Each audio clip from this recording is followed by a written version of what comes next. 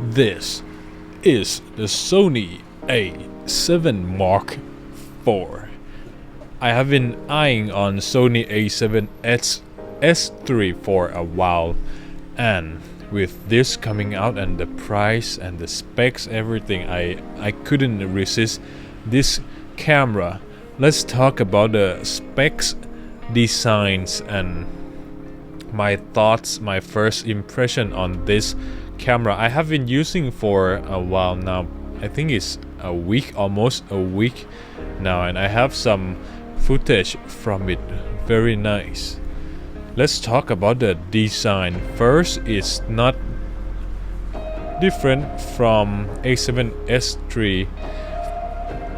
Just some minor change just on the logo here. You now only have Alpha 7 here and nothing else, and in the body you have some kind of a like a texture here. Looks really nice, and the body, everything feels the same. And with the spec, this camera can record the 422 10-bit video and 422 image too. It can record raw file as the same as the A7S3, but this camera has 33 megapixel sensor. Very nice. What a day to live in. This is a hybrid shooter like A1, but much cheaper, but not as good as A1, of course.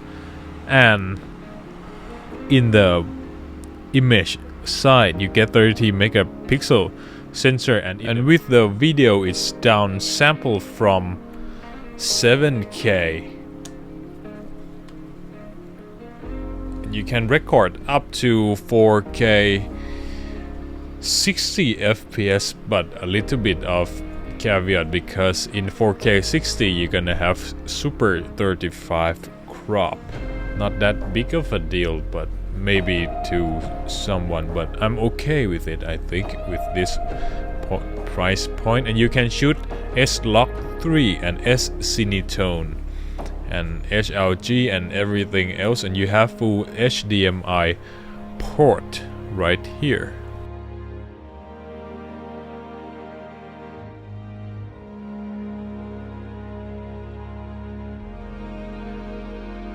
Right here.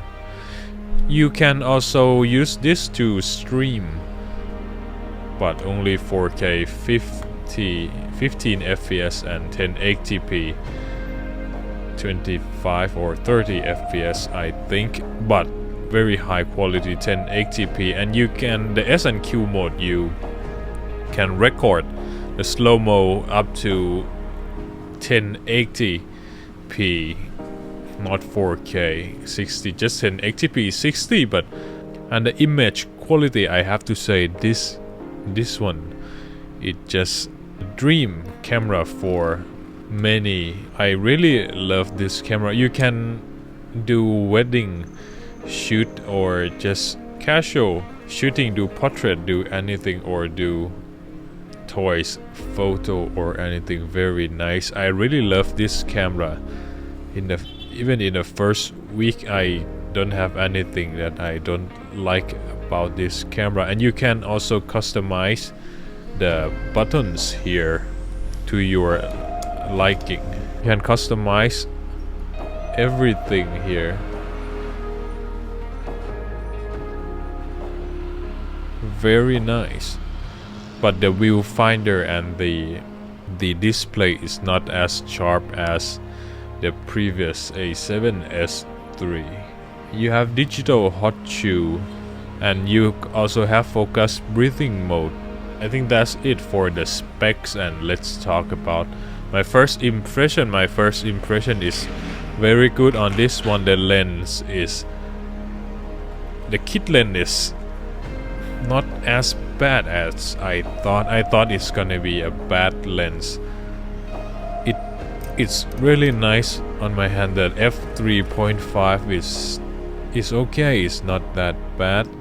and it's a zoom lens. I can just zoom in and change the ISO and everything, and it has optical steady shot in body stabilization to 28 to 70.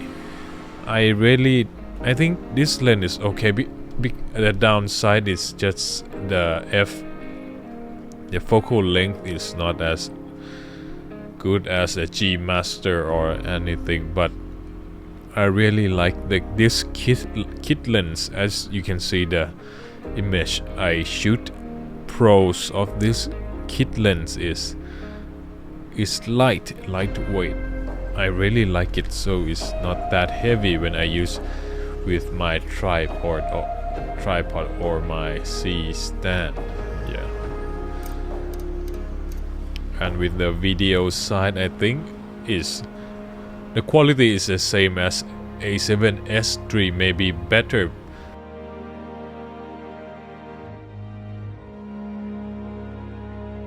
And with the low light situation here, I'm at the situation where it's almost pitch black. I was shooting my cat eating some snacks.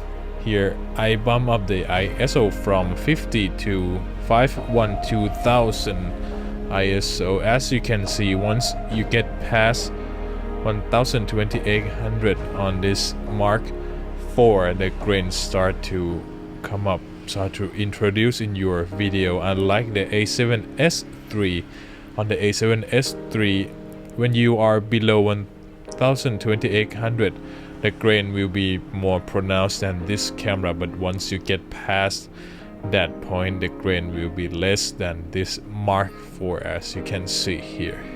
Last but not least, I decided to add some lights here and drop down my ISO to 1,2800 to see the result here, because I think in real life situation you won't bump up more than that anyway. So this is with some light and at 1,2800, and I think it looks very good, very nice.